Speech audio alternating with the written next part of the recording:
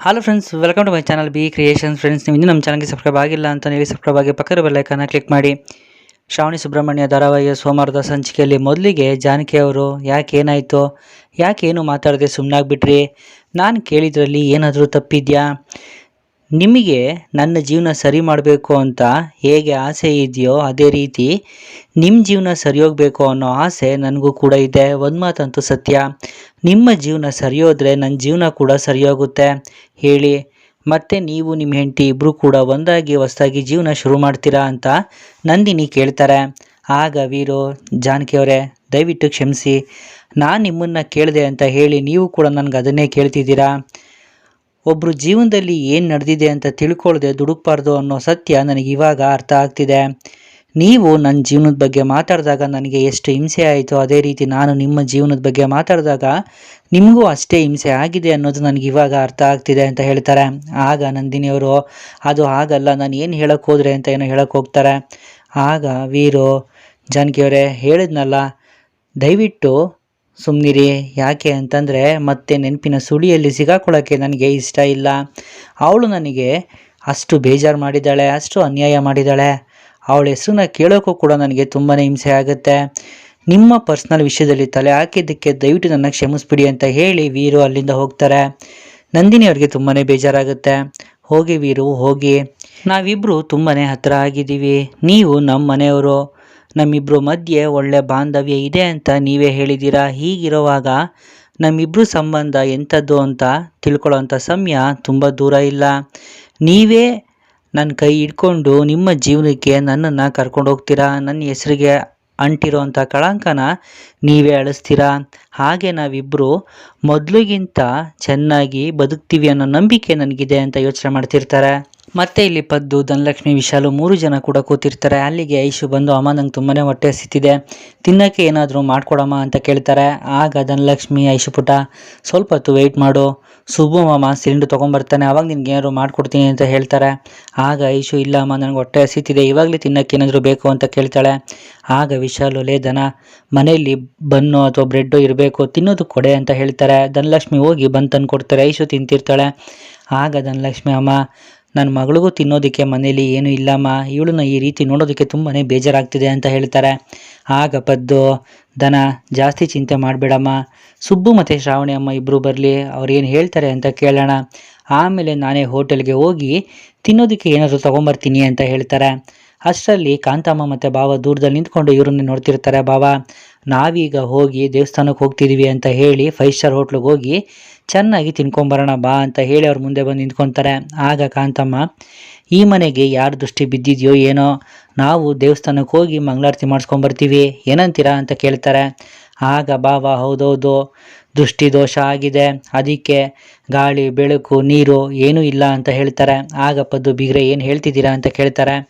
ಆಗ ಭಾವ, ಹೌದು, ಮತ್ತೆ ನಾನು ಹೇಳ್ತಿರೋದು ಸರಿಯಾಗೇ ಇದೆ, ಮನೆಯಲ್ಲಿ ನೀರಿಲ್ಲ, ವರುಣದೇವ ಮುನ್ಸ್ಕೊಂಡಿದ್ದಾನೆ, ಮತ್ತು ಗ್ಯಾಸ್ ಅಂದರೆ ಗಾಳಿ ಅದು ಇಲ್ಲ, ವಾಯುದೇವ ಮುನ್ಸ್ಕೊಂಡಿದ್ದಾನೆ, ಜೊತೆಗೆ ಬೆಳಕು ಅಂದರೆ ಕರೆಂಟ್ ಇಲ್ಲ, ಅಗ್ನಿದೇವ ಮುನ್ಸ್ಕೊಂಡಿದ್ದಾನೆ. ಅದಕ್ಕೆ ನಾವೀಗಲೇ ದೇವಸ್ಥಾನಕ್ಕೆ ಹೋಗಿ ನಮ್ಮ ದುಡ್ಡಲ್ಲೇ ಈ ಮನೆಗೆ ಒಳ್ಳೆಯದಾಗಲಿ ಅಂತ ಹೋಮ ಮಾಡಿಸ್ಕೊಂಬರ್ತೀವಿ, ಆವಾಗಲಾದರೂ ಎಲ್ಲ ಸಮಸ್ಯೆ ನಿವಾರಣೆ ಆಗುತ್ತಾ ನೋಡೋಣ ಅಂತ ಹೇಳ್ತಾರೆ. ಆಗ ವಿಶಾಲು, ಏನಂದ್ರಿ, ನಿಮ್ಮ ದುಡ್ಡಲ್ಲಿ ನಮ್ಮ ಮನೆಗೆ ಒಳ್ಳೆಯದಾಗಲಿ ಅಂತ ನೀವೇ ಹೋಮ ಮಾಡಿಸ್ತಿದ್ದೀರಾ ರೀ, ಬನ್ನಿರಿ ನಾವು ಕೂಡ ಇವ್ರ ಜೊತೆ ದೇವಸ್ಥಾನಕ್ಕೆ ಹೋಗಿ ಬರೋಣ ಅಂತ ಹೇಳ್ತಾರೆ. ಆಗ ಕಾಂತಮ್ಮ ಗಾಬರಿಯಿಂದ, ಬೇಡ ವಿಶಾಲು ಬೇಡ, ನಿಮ್ಮನೆಗೆ ಒಳ್ಳೆಯದಾಗಲಿ ಅಂತ ನೀವೇ ಬೇಡ್ಕೊಂಡ್ರೆ ಫಲ ಸಿಗೋದಿಲ್ಲ, ಆದರೆ ನಾವು ಹೋಗಿ ನಮ್ಮ ದುಡ್ಡಲ್ಲಿ ಹೋಮ ಮಾಡಿಸಿ ನಿಮ್ಮನೆಗೆ ಒಳ್ಳೆಯದಾಗಲಿ ಅಂತ ಬೇಡ್ಕೊಂಡ್ರೆ ಖಂಡಿತ ಫಲ ಸಿಗುತ್ತೆ ಅಂತ ಹೇಳ್ತಾರೆ. ಆಗ ಧನಲಕ್ಷ್ಮಿ, ಅತ್ತೆ ನೀವು ಕೂಡ ಇದೇ ಮನೆಯವರಲ್ವಾ ಅಂತ ಕೇಳ್ತಾರೆ. ಆಗ ಕಾಂತಮ್ಮ, ಏನೇ ಮಾತಾಡ್ತಿದ್ಯಾ, ಕೊಟ್ಟ ಹೆಣ್ಣು ಕುಲಕ್ಕೆ ಹೊರಗೆ ಅಂತ ಹೇಳ್ತಾರಲ್ವ, ಹಾಗೆ ನಾನು ಈ ಮನೆ ಬೀಗ್ತಿ ಅಂತ ಅಂದಮೇಲೆ ನಮ್ಮದು ದೂರದ ಸಂಬಂಧ ಅಂತ ಹೇಳ್ತಾರೆ. ಆಗ ಧನಲಕ್ಷ್ಮಿ, ಅತ್ತೆ ನೀವು ಹೇಳಿದಾಗೆ ಕೊಟ್ಟ ಹೆಣ್ಣು ಕುಲಕ್ಕೆ ಹೊರಗೆ ಅಂದರೆ ನಾನು ಮತ್ತು ಐಶು ನಿಮ್ಮ ಜೊತೆ ಹೋಮಕ್ಕೆ ಬರ್ತೀವಿ ನಡೀರಿ ಅಂತ ಹೇಳ್ತಾರೆ. ಆಗ ಕಾಂತಮ್ಮ, ಅದೇ ಇವಾಗ ಸರಿಯಾಗಿ ಹೇಳ್ತೀನಿ ನೋಡು, ನೀನು ಈ ಮನೆ ಮಗಳು ಅಂದಮೇಲೆ ನೀನು ಇಲ್ಲೇ ಇರಬೇಕು, ಬಾವಾ ನಾವು ಹೋಗೋಣ ಬಾ, ಟೈಮ್ ಆಗ್ತಿದೆ ಅಂತ ಹೇಳಿ ಅವರಿಬ್ಬರು ಕೂಡ ಅಲ್ಲಿಂದ ಹೋಗ್ತಾರೆ. ಆಗ ಪದ್ದು, ಅಲ್ಲ ಇವ್ರು ಏನು ಹೇಳ್ತಿದ್ದಾರೆ ಅನ್ನೋದೇ ಅರ್ಥ ಆಗ್ತಿಲ್ವಲ್ಲ ಅಂತ ಹೇಳ್ತಾರೆ. ಆಗ ಧನಲಕ್ಷ್ಮಿ, ಅಪ್ಪ ಅವ್ರು ಏನಾದರೂ ಮಾಡ್ಕೊಳ್ಳಿ, ಆದರೆ ನನಗೆ ನನ್ನ ಮಗಳಿಗೆ ತುಂಬಾ ಹೊಟ್ಟೆ ಹಸುವಾಗ್ತಿದೆಯಪ್ಪ, ಏನು ಮಾಡೋದು ಇವಾಗ ಅಂತ ಕೇಳ್ತಾರೆ. ಅಷ್ಟರಲ್ಲಿ ಸುಬ್ಬು ಮತ್ತು ಶ್ರಾವಣಿ ಇಬ್ಬರು ಕೂಡ ಬರ್ತಾರೆ. ಆಗ ಸುಬ್ಬು, ಅಕ್ಕ ಯಾರೂ ಹಸ್ಕೊಂಡಿರೋದು ಬೇಕಾಗಿಲ್ಲ, ನಾನು ಹೋಟೆಲಿಂದ ತಿಂಡಿ ತಂದಿದ್ದೀನಿ, ತಗೊಳ್ಳಿ ಇದನ್ನೆಲ್ಲ ತಿನ್ನೋಣ ಬನ್ನಿ ಅಂತ ಹೇಳ್ತಾರೆ. ಆಗ ಧನಲಕ್ಷ್ಮಿ ಸದ್ಯ ನನ್ನ ತಮ್ಮನಾದರೂ ನನ್ನ ಸರಿಯಾಗಿ ಅರ್ಥ ಮಾಡ್ಕೊಳಲ್ಲ ಅಷ್ಟೇ ಸಾಕು ಅಂತ ಹೇಳ್ತಾರೆ. ಆಗ ಸುಬ್ಬು ಹೋಗಿದ್ದ ಕೆಲಸ ಏನಾಯ್ತಪ್ಪ, ಯಾರಾದರೂ ಸಿಕ್ಕಿದ್ರಾ ಅಂತ ಕೇಳ್ತಾರೆ. ಆಗ ಸುಬ್ಬು ಅಪ್ಪ ಯಾರೂ ಕೂಡ ಸರಿಯಾಗಿ ಉತ್ತರನೇ ಕೊಡ್ತಿಲ್ಲ ಅಪ್ಪ, ಕರೆಂಟ್ ಯಾಕೆ ನಮ್ಮ ಮನೆಗೆ ತೆಗ್ದಿದ್ದೀರಾ ಅಂತ ಕೇಳಿದ್ರೆ ಮರ ಬಿದ್ದೋಗಿರಬೇಕು, ಇಲ್ಲ ಅಂದರೆ ಎಲ್ಲೋ ಲೈನ್ ಕಟ್ಟಾಗಿರಬೇಕು, ನಾವಂತೂ ಕರೆಂಟ್ ತೆಗ್ದಿಲ್ಲ, ಫ್ರೀ ಆದಾಗ ನೋಡ್ಕೊಡ್ತೀವಿ ಹೋಗಿ ಅಂತ ಹೇಳಿದ್ರಪ್ಪ, ತಾತ್ಸಾರವಾಗಿ ಉತ್ತರ ಕೊಡ್ತಿದ್ದಾರೆ ಅಂತ ಹೇಳ್ತಾರೆ. ಆಗ ಶ್ರಾವಣಿ ಹಾಗೆ ನೀರು ಯಾಕೆ ನಮ್ಮ ಮನೆಗೆ ಬರ್ತಿಲ್ಲ ಅಂತ ಕೇಳಿದರೆ ಎಲ್ಲೋ ಪೈಪ್ ಕಟ್ಟಾಗಿರಬೇಕು ಅಂತ ಹೇಳ್ತಾರೆ. ಸರಿ ಅದನ್ನು ಬಂದು ರೆಡಿ ಮಾಡಿಕೊಡಿ ಅಂತ ಕೇಳಿದ್ರೆ ಫ್ರೀ ಆದಾಗ ಬರ್ತಿ ಹೋಗಿ ಅಂತ ಹೇಳಿ ಕಳಿಸ್ಬಿಟ್ರು ಅಂತ ಹೇಳ್ತಾರೆ. ಆಗ ವಿಶಾಲು ಸುಬ್ಬು ಗ್ಯಾಸ್ ಸಿಲಿಂಡ್ರ್ ಏನಂದ್ರಪ್ಪ ಅಂತ ಕೇಳ್ತಾರೆ. ಆಗ ಸುಬ್ಬು ಅಮ್ಮ ನಮಗೆ ಗ್ಯಾಸ್ ತಂದುಕೊಡ್ತಾನೆ ಗೊತ್ತಾ, ಆ ಹುಡುಗಂಗೆ ಹುಷಾರಿಲ್ವಂತೆ, ಅಂದರೆ ಆಕ್ಸಿಡೆಂಟ್ ಆಗಿದೆ, ಆಮೇಲೆ ನಿಮ್ಮ ಮನೆಗೆ ಸಿಲಿಂಡ್ರ್ ತರಿಸ್ಕೊಡ್ತೀವಿ ಹೋಗಿ ಅಂತ ಹೇಳ್ಬಿಟ್ರಮ್ಮ ಅಂತ ಹೇಳ್ತಾರೆ. ಆಗ ಅಲ್ಲ ಅವನಿಗೆ ಹುಷಾರಿಲ್ಲ ಅಂದರೆ ಏನಂತೆ, ಬೇರೆಯವ್ರ ಹತ್ರ ಕಳಿಸ್ಬೋದಾಗಿತ್ತಲ್ವಾ ಅಂತ ಧನಲಕ್ಷ್ಮಿ ಕೇಳ್ತಾರೆ. ಆಗ ಶ್ರಾವಣಿ ಆ ಗ್ಯಾಸ್ ಏಜೆನ್ಸಿದು ಲೈಸೆನ್ಸೇ ಕ್ಯಾನ್ಸಲ್ ಆಗಿದೆ ಅಂತ ಏನೇನೋ ಉತ್ತರ ಹೇಳ್ತಿದ್ದಾರೆ, ಇದನ್ನೆಲ್ಲ ನೋಡ್ತಿದ್ರೆ ನನಗೆ ಯಾಕೋ ವಿಚಿತ್ರ ಅಂತ ಅನ್ನಿಸ್ತಿದೆ ಅಂತ ಹೇಳ್ತಾರೆ. ಆಗ ಇಲ್ಲ, ಒಂದೇ ದಿನ ಇಷ್ಟೆಲ್ಲ ಸಮಸ್ಯೆ ಬರೋದಕ್ಕೆ ಸಾಧ್ಯನೇ ಇಲ್ಲ, ಖಂಡಿತ ಇದರಿಂದ ಯಾರ್ದೋ ಪಿತೂರಿ ಇರಬೇಕು ಅಂತ ಹೇಳ್ತಾರೆ. ಆಗ ಸುಬ್ಬು ಹೌದು ಅಪ್ಪ ನನಗೂ ಕೂಡ ಹಾಗೆ ಅನ್ನಿಸ್ತಿದೆ, ಇದಕ್ಕೆಲ್ಲ ನಾನೊಂದು ವ್ಯವಸ್ಥೆ ಮಾಡ್ತೀನಿ, ಮೊದಲು ಬನ್ನಿ ತಿಂಡಿ ತಿನ್ನೋಣ, ಐಶು ಪುಟ ನಾನೇ ನಿಮಗೆ ತಿಂಡಿ ತಿನ್ನಿಸ್ತೀನಿ ಬಾ ಅಂತ ಹೇಳಿ ಅವ್ರನ್ನೆಲ್ಲ ಕರ್ಕೊಂಡು ಒಳಗಡೆ ಹೋಗ್ತಾರೆ. ಆಗ ಶ್ರಾವಣಿ ಇದೆಲ್ಲ ಯಾಕೆ ಈ ರೀತಿ ಆಗ್ತಿದೆ, ಇದನ್ನೆಲ್ಲ ಯಾರು ಮಾಡಿಸ್ತಿರ್ಬೋದು ಅಂತ ಯೋಚನೆ ಮಾಡ್ತಿರ್ತಾರೆ. ಮತ್ತೆ ಇಲ್ಲಿ ವರದ ಅಮ್ಮ ನೀನೇನೇ ಹೇಳಿದ್ರು ಅಷ್ಟೇ, ನಾನು ಹೆಂಡ್ತಿ ಅಂಥವಳಲ್ಲ, ಅವಳಿಗೆ ಅಂಥ ಬುದ್ಧಿ ಇಲ್ಲ, ಅಂಥ ಬುದ್ಧಿ ಬರೋದು ಇಲ್ಲ, ನೀನೆಷ್ಟು ಹೇಳಿದ್ರು ಅಷ್ಟೇ, ಅವಳು ಯಾವತ್ತಿಗೂ ನನ್ನ ಪಾಲಿಗೆ ದೇವತೆನೆ ಅಂತ ಹೇಳ್ತಾರೆ. ಆಗ ಇಂದ್ರಮ್ಮನಿಗೆ ಕೋಪ ಬರುತ್ತೆ. ವರದ ನಿನಗೇನೋ ಆಗಿದೆ, ಅವಳು ನಿನ್ನನ್ನು ಮರಳು ಮಾಡಿದಾಳೆ, ನಿನಗೆ ಯಾಕಿದು ಅರ್ಥ ಆಗ್ತಾ ಇಲ್ಲ ಅಂತ ಹೇಳ್ತಾರೆ. ಆಗ ವರಲಕ್ಷ್ಮಿ ಅತ್ತೆ ನಿಮಗೆ ಕೈ ಮುದು ಕೇಳ್ಕೊತೀನಿ, ದಯವಿಟ್ಟು ಹಾಗೆಲ್ಲ ಮಾತಾಡಬೇಡಿ, ನನಗೆ ನನ್ನ ಗಂಡನ ಬಗ್ಗೆ ಆಗಲಿ ಈ ಮನೆ ಬಗ್ಗೆ ಆಗಲಿ ಯಾವತ್ತೂ ಅಂಥ ಯೋಚನೆ ಬಂದೇ ಇಲ್ಲ ಅಂತ ಹೇಳ್ತಾರೆ. ಆಗ ಇಂದ್ರಮ್ಮ ವರದ ಇವಳು ನಿನ್ನನ್ನು ಅಡಿಯಾಳು ಮಾಡ್ಕೊಳ್ಳೋದಕ್ಕೆ ಪ್ರಯತ್ನ ಪಡ್ತಾ ಇದ್ದಾಳೆ, ಇವಳೇನೋ ಓದಿ ಕೆಲಸ ಗಿಟ್ಟಿಸ್ಕೊಂಡಿದ್ದಾಳೆ, ಇವಳು ಕೆಲಸಕ್ಕೆ ಹೋಗಿ ದುಡಿತಾ ಇದ್ದಾಳೆ, ದುಡ್ಡು ಕೊಟ್ಟು ಈ ಮನೇಲಿ ಮಹಾರಾಣಿ ಥರ ಮೆರಿಬೇಕು ಅಂತ ಅಂದ್ಕೊಂಡಿದ್ದಾಳೆ, ನಿನ್ನನ್ನು ಅಡಿಯಾಳು ಮಾಡ್ಕೋತಾಳೆ, ನೋಡ್ತಾ ಇರೋ, ಈಗಲಾದರೂ ಎಚ್ಚೆತ್ಕೊಳ್ಳೋ, ಇವಳನ್ನ ನಂಬಿದ್ರೆ ನಿನ್ನ ಜೀವನ ಹಾಳಾಗುತ್ತೆ ಅಂತ ಹೇಳ್ತಾರೆ. ಆಗ ವರ್ಧನ್ಗೆ ಕೋಪ ಬರುತ್ತೆ. ಅಮ್ಮ ದಯವಿಟ್ಟು ಹಾಗೆಲ್ಲ ಮಾತಾಡಬೇಡ, ನನ್ನ ಹೆಂಡ್ತಿ ಅಂಥವಳಲ್ಲ ಅಂತ ಹೇಳ್ತಾರೆ.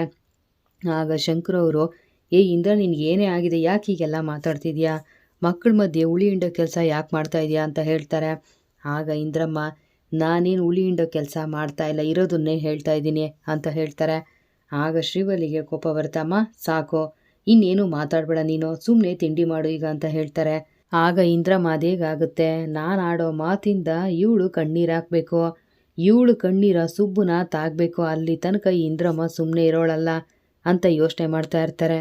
ಮತ್ತು ವರಲಕ್ಷ್ಮಿ ಅತ್ತೆ ನಾನು ದುಡಿತಾ ಇರೋದೇ ಈ ಮನೆಗೋಸ್ಕರ ಅತ್ತೆ, ನನ್ನ ಗಂಡ ದುಡಿದ್ರು ದುಡಿದೇ ಇದ್ದರೂ ನಾನು ಯಾವಾಗಲೂ ಅವ್ರ ಪರವಾಗಿ ನಿಲ್ತೀನಿ ಅಂತ ಹೇಳ್ತಾರೆ. ಆಗ ಇಂದ್ರಮ್ಮ ಹೌದಾ, ನಿನ್ನ ಈ ಬಣ್ಣದ ಮಾತುಗಳಿಗೆ ನಿನ್ನ ಗಂಡ ಮರಳಾಗ್ಬೋದು, ನಾನು ಮರಳಾಗಲ್ಲ ಕಣೆ, ಲೇ ವರದ ಈಗಲಾದರೂ ಎಚ್ಚೆತ್ಕೊಳ್ಳೋ, ಇಲ್ಲ ಅಂದರೆ ಇವಳನ್ನ ನಂಬಿ ನೀನು ಹಾಳಾಗ್ತೀಯಾ ಅಂತ ಹೇಳ್ತಾರೆ. ಆಗ ವರದ ಅಮ್ಮ ನೀನು ಕೈ ಮುಗಿತೀನಿ, ದಯವಿಟ್ಟು ಬಾಯಿ ಬಂದಂಗೆಲ್ಲ ಮಾತಾಡಬೇಡಮ್ಮ ಅಂತ ಹೇಳ್ತಾರೆ. ಆಗ ಇಂದ್ರಮ್ಮ ಏನೇ ಪರಿಸ್ಥಿತಿ ಬಂದರೂ ನೀನು ನಿನ್ನ ಗಂಡನ ಪರವಾಗಿ ನಿಲ್ತೀಯ, ಆಯಿತು ಕಣೆ, ನೀನು ಪ್ರೀತಿನ ನಾನು ಪರೀಕ್ಷೆ ಮಾಡೇ ಬಿಡ್ತೀನಿ, ಈಗ ನಿನ್ನ ಗಂಡ ಕೆಲಸ ಕಳ್ಕೊಂಡು ಮನೇಲಿದ್ದಾನಲ್ವಾ, ಹಾಗಾದರೆ ನೀನು ಯಾಕೆ ಕೆಲ್ಸಕ್ಕೆ ಹೋಗಬೇಕು, ನೀನು ಕೆಲಸನ ಬಿಟ್ಬಿಟ್ಟು ಮನೇಲೇ ಇರು ಅಂತ ಹೇಳ್ತಾರೆ. ಅದನ್ನು ಕೇಳಿ ಎಲ್ರಿಗೂ ಗಾಬರಿ ಆಗುತ್ತೆ, ಎಲ್ಲರೂ ಇಂದ್ರಮ್ಮನ್ನೇ ನೋಡ್ತಾ ಇರ್ತಾರೆ. ಮತ್ತು ಇಲ್ಲಿ ವಿಜಯ ಶ್ರಾವಣಿಗೆ ಫೋನ್ ಮಾಡ್ತಾರೆ. ಶ್ರಾವಣಿ ಫೋನ್ ರಿಸೀವ್ ಮಾಡ್ತಾರೆ. ಏನು ವಿಜಯಾಂಬಿಕಾ ಇಷ್ಟೊತ್ತಲ್ಲಿ ನನ್ನ ನೆನೆಸ್ಕೊಂಡು ಫೋನ್ ಮಾಡಿದ್ಯಾ, ಏನು ವಿಷಯ ಅಂತ ಕೇಳ್ತಾರೆ. ಆಗ ವಿಜಯ ಮನೆಯವರೆಲ್ಲ ಬೀದಿ ಪಾಲಾಗೋ ಟೈಮ್ ಬಂದರೂ ನಿನ್ನ ಗತ್ತೇನು ಕಡಿಮೆ ಆಗಿಲ್ಲ ಅಲ್ವಾ ಅಂತ ಹೇಳ್ತಾರೆ. ಏನು ನಿನ್ನ ಮಾತಿನ ಅರ್ಥ ಅಂತ ಶ್ರಾವಣಿ ಕೇಳ್ತಾರೆ. ಆಗ ವಿಜಯ ನಿನಗಿನ್ನೂ ನನ್ನ ಮಾತು ಅರ್ಥ ಆಗಿಲ್ವಾ, ನೀವಿವತ್ತು ನಿಮ್ಮ ಮನೇಲಿ ಏನು ನರಕ ಅನುಭವಿಸ್ತಾ ಇದ್ದೀರಾ ಗೊತ್ತಾ, ಅದಕ್ಕೆಲ್ಲ ನಾನೇ ಕಾರಣ, ಸೃಷ್ಟಿಕರ್ತೆ ನಾನೇ ಅಂತ ಹೇಳ್ತಾರೆ. ಆಗ ಸುಬ್ಬು ಅಲ್ಲಿಗೆ ಬರ್ತಾರೆ. ಶ್ರಾವಣಿ ಫೋನ್ನ ಸ್ಪೀಕರ್ಗೆ ಹಾಕ್ತಾರೆ.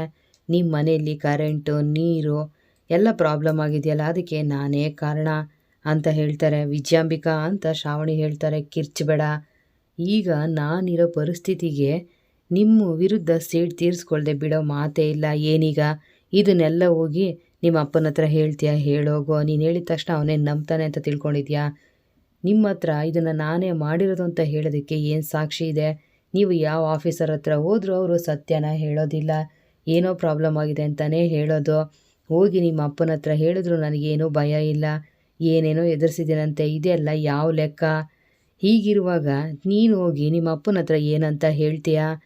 ನೀವು ಇದನ್ನು ಅನುಭವಿಸ್ದೆ ಬೇರೆ ದಾರಿ ಇಲ್ಲ. ನೀನು ಸುಬ್ಬು ಮಾತ್ರ ಅಲ್ಲ, ಇಡೀ ಮನೆಯವರೆಲ್ಲ ನರಕ ಅನುಭವಿಸ್ಬೇಕು, ಹಾಗೆ ಮಾಡ್ತೀನಿ. ಈ ವಿಜಯಾಂಬಿಕಾ ದೃಷ್ಟಿ ಬಿದ್ದ ಮೇಲೆ ಮುಗೀತು, ಅವರ ಸರ್ವನಾಶ ಗ್ಯಾರಂಟಿ.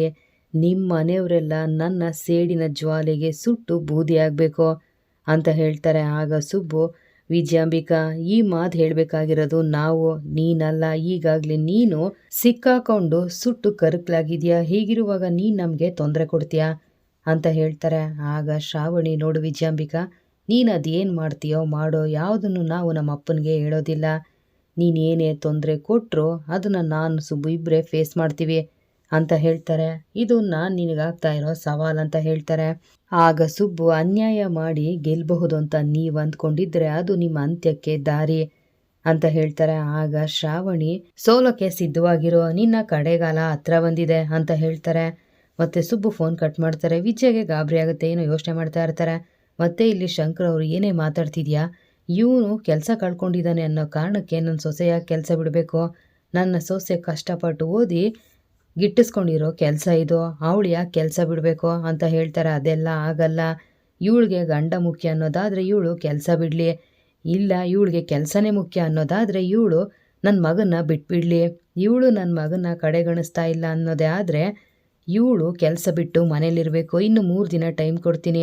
ಇವಳು ಕೆಲಸಕ್ಕೆ ರಾಜೀನಾಮೆ ಕೊಟ್ಟು ನನ್ನ ಮಗನ ಜೊತೆ ಇರಬೇಕು, ಆಗ ಇವಳನ್ನ ಒಪ್ಕೋತೀನಿ ಅಂತ ಹೇಳ್ತಾರೆ. ಎಲ್ರಿಗೂ ಬೇಜಾರಾಗುತ್ತೆ. ಮತ್ತು ಇಲ್ಲಿ ಸುಬ್ಬು ಶ್ರಾವಣಿ ಮನೆಯವ್ರನ್ನೆಲ್ಲ ಕರೀತಾರೆ. ಮನೆಯವರೆಲ್ಲ ಅಲ್ಲಿಗೆ ಬರ್ತಾರೆ. ಆಗ ಶ್ರಾವಣಿ, ನಮ್ಮ ಮನೇಲಿ ನಡೀತಾ ಇರೋದಕ್ಕೆಲ್ಲ ಏನು ಕಾರಣ, ಯಾರ ಕಾರಣ ಅಂತ ನಾವು ತಿಳ್ಕೊಬೇಕಾಗಿತ್ತು. ಈಗಾಗಲೇ ಯಾರ ಕಾರಣ ಅನ್ನೋದು ಗೊತ್ತಾಗಿದೆ. ನಾವು ಯಾವುದಕ್ಕೂ ಹೆದರ್ಕೋಬಾರ್ದು. ನಾವು ಇಷ್ಟು ದಿನ ಹೇಗೆ ಜೀವನ ನಡೆಸ್ತಾ ಇದ್ವೋ ಇನ್ನು ಮುಂದೆನೂ ಹಾಗೆ ಜೀವನ ನಡೆಸಬೇಕು ಅಂತ ಹೇಳ್ತಾರೆ. ಆಗ ಪದ್ದು, ಸುಬ್ಬು ಏನು ಹೇಳ್ತಿದ್ದೀರ ನೀವು, ಹಾಗಾದರೆ ಇದಕ್ಕೆಲ್ಲ ಕಾರಣ ಏನು ಅಂತ ಗೊತ್ತಾಯ್ತಾ ಅಂತ ಹೇಳ್ತಾರೆ. ಆಗ ಸುಬ್ಬು, ಹೌದು ಅಪ್ಪ, ಇದಕ್ಕೆಲ್ಲ ಕಾರಣ ಏನು ಅನ್ನೋದು ನಮಗೆ ಗೊತ್ತಾಗಿದೆ, ಇದನ್ನೆಲ್ಲ ನಾವು ಬೇರೆ ರೀತಿಯೇ ಬಗೆಹರಿಸ್ಕೋಬೇಕು ಅಂತ ಹೇಳ್ತಾರೆ. ಏನೋ ಹಾಗಂದರೆ ಅಂತ ಪದ್ದು ಕೇಳ್ತಾರೆ. ಅಪ್ಪ, ನೀವು ಯಾವುದಕ್ಕೂ ತಲೆ ಕೆಡಿಸ್ಕೋಬೇಡಿ, ಈಗ ಏನೇನೆಲ್ಲ ಸಮಸ್ಯೆ ಆಗ್ತಿದೆಯೋ ಅದಕ್ಕೆಲ್ಲ ನಾವು ಬೇರೆ ರೀತಿ ಪರಿಹಾರ ಹುಡುಕ್ತೀವಿ, ನೀವು ನಮ್ಮ ಜೊತೆ ನಿಲ್ಲಬೇಕು ಅಷ್ಟೇ ಅಂತ ಹೇಳ್ತಾರೆ. ಆಗ ಶ್ರಾವಣಿ, ಇಷ್ಟು ದಿನ ನಮ್ಮ ಮನೆ ಹೇಗೆ ನಡ್ಕೊಂಡು ಹೋಗ್ತಾ ಇತ್ತೋ ಇನ್ನು ಮುಂದೆನೂ ಹಾಗೆ ನಡ್ಕೊಂಡು ಹೋಗಬೇಕು. ನಮ್ಮ ವಿರುದ್ಧ ಪಿತೂರಿ ಮಾಡೋರಿಗೆ ನಾವು ಕೊಡೋ ಉತ್ತರ ಇದೇ ಆಗಿರಬೇಕು. ಅವ್ರು ಎಷ್ಟೇ ಪಿತೂರಿ ಮಾಡಿದ್ರು ನಾವು ಹೆದರ್ಕೋಬಾರ್ದು ಅಂತ ಹೇಳ್ತಾರೆ. ಆಗ ಪದ್ದು, ಶ್ರಾವಣಿಯಮ್ಮ ಏನು ಹೇಳ್ತಾ ಇದ್ದೀರಾ, ನಮ್ಮ ವಿರುದ್ಧ ಪಿತೂರಿ ಮಾಡಿದಾರಾ, ಯಾರದು ಅಂತ ಕೇಳ್ತಾರೆ. ಆಗ ಸುಬ್ಬು, ವಿಜಯಾಂಬಿಕಾ ಅಂತ ಹೇಳ್ತಾರೆ. ಎಲ್ರಿಗೂ ಆಶ್ಚರ್ಯ ಆಗುತ್ತೆ. ಏನೋ ಆ ವಿಜಯಾಂಬಿಕಾನ, ಅವಳಿಗೆ ಏನು ಬಂದಿರೋ ದೊಡ್ಡ ರೋಗ, ಯಾಕೆ ಹೀಗೆಲ್ಲ ಮಾಡ್ತಾ ಇದ್ದಾಳೆ ಅಂತ ವಿಶಾಲು ಹೇಳ್ತಾರೆ. ಆಗ ಪದ್ದು, ಯಜಮಾನ್ರ ಮುಂದೆ ಅವಳಿಗೇನು ಮಾಡೋಕ್ಕಾಗ್ತಾ ಇಲ್ಲ, ಪೆಟ್ಟು ತಿಂದಿರ ಹೂ ಬುಸ್ಕೊಡ್ತಾ ಇದೆ, ಅವಳನ್ನ ಸುಮ್ಮನೆ ಬಿಡಬಾರ್ದು, ಅವಳಿಗೆ ಸರಿಯಾಗಿ ಪಾಠ ಕಲಿಸ್ಬೇಕು ಅಂತ ಹೇಳ್ತಾರೆ. ಆಗ ಧನಲಕ್ಷ್ಮಿ, ಅವಳ ಮಾತು ಆ ಮನೇಲಿ ನಡೀತಾ ಇಲ್ಲ ಅಂತ ನಮ್ಮ ಮನೆ ವಿಷಯಕ್ಕೆ ಕೈ ಹಾಕಿದಾಳ, ಅವಳ ಕೈನ ಮುರಿದು ಮೂಲೆ ಕೂರಿಸ್ಬೇಕು ಅಂತ ಹೇಳ್ತಾರೆ. ಆಗ ಶ್ರಾವಣಿ, ಅವಳಿಗೆ ಹೇಗೆ ಪಾಠ ಕಲಿಸ್ಬೇಕು ಅಂತ ನಮಗೆ ತುಂಬ ಚೆನ್ನಾಗೇ ಗೊತ್ತಿದೆ, ನೀವೆಲ್ಲ ನಮ್ಮ ಜೊತೆ ನಿಲ್ಲಬೇಕು, ಅಷ್ಟೇ ನಮಗೆ ಬೇಕಾಗಿರೋದು ಅಂತ ಹೇಳ್ತಾರೆ. ಆಗ ವಿಶಾಲು, ಶ್ರಾವಣಿಯಮ್ಮ, ಅವಳಿಗೆ ಸರಿಯಾಗಿ ಪಾಠ ಕಲಿಸ್ಬೇಕು, ನೀವು ಚಾಮುಂಡಿ ತಾಯಿಯಾಗೆ ಮುಂದೆ ನಿಂತ್ಕೊಳ್ಳಿ, ನಾವೆಲ್ಲ ನಿಮಗೆ ಸಪೋರ್ಟ್ ಮಾಡ್ತೀವಿ, ನೀವು ತಲೆ ಕೆಡಿಸ್ಕೋಬೇಡಿ, ಅವಳನ್ನ ಮಾತ್ರ ಸುಮ್ಮನೆ ಬಿಡಬಾರ್ದು ಅಂತ ಹೇಳ್ತಾರೆ. ಆಗ ಪದ್ದು, ಅವಳು ಆ ಮನೇಲಿ ಇರಬಾರ್ದು, ಆ ಮನೇಲಿರೋದಕ್ಕೆ ಅವಳಿಗೆ ಯಾವುದೇ ರೀತಿಯ ಯೋಗ್ಯತೆ ಅರ್ಹತೆ ಇಲ್ಲ, ಮೊದಲು ಅವಳನ್ನ ಆ ಮನೆಯಿಂದ ಆಚೆ ಹಾಕಬೇಕು, ನಮ್ಮ ಮನೆ ವಿಷಯ ಕೈ ಹಾಕಿದ್ರೆ ಏನಾಗುತ್ತೆ ಅನ್ನೋದು ಅವಳಿಗೆ ಅರ್ಥ ಆಗಬೇಕು, ಇನ್ನು ಮುಂದೆ ಅವಳ ಗತಿ ಅಂತ ಹೇಳ್ತಾರೆ. ಆಗ ಸುಬ್ಬ, ಅದೋ ಗತಿ ಅಂತ ಹೇಳ್ತಾರೆ. ಆಗ ವಿಶಾಲು, ಶ್ರಾವಣಿಯಮ್ಮ, ನೀವು ಯಾವುದಕ್ಕೂ ತಲೆ ಕೆಡಿಸ್ಕೊಬಿಡಿ, ನೀವೇನೇ ಮಾಡಿದ್ರು ನಾವೆಲ್ಲ ನಿಮ್ಮ ಜೊತೆ ಇರ್ತೀವಿ ಅಂತ ಹೇಳಿ ಎಲ್ಲರೂ ಒಟ್ಟಿಗೆ ಕೈ ಜೋಡಿಸ್ತಾರೆ. ಶ್ರಾವಣಿಗೆ ಖುಷಿ ಆಗುತ್ತೆ. ಇಲ್ಲಿಗೆ ಶ್ರಾವಣಿ ಸುಬ್ರಹ್ಮಣ್ಯ ಧಾರಾವಾಹಿ ಸೋಮ ಸಂಚಿಕೆ ಮುಕ್ತಾಯ ಆಗುತ್ತೆ. ಮುಂದಿನ ವಿಡಿಯೋಗೆ ದಯವಿಟ್ಟು ನಮ್ಮ ಚಾನಲ್ ಸಬ್ಸ್ಕ್ರೈಬ್ ಮಾಡಿ, ವಿಡಿಯೋನ ಲೈಕ್ ಮಾಡಿ, ಶೇರ್ ಮಾಡಿ. Thank you.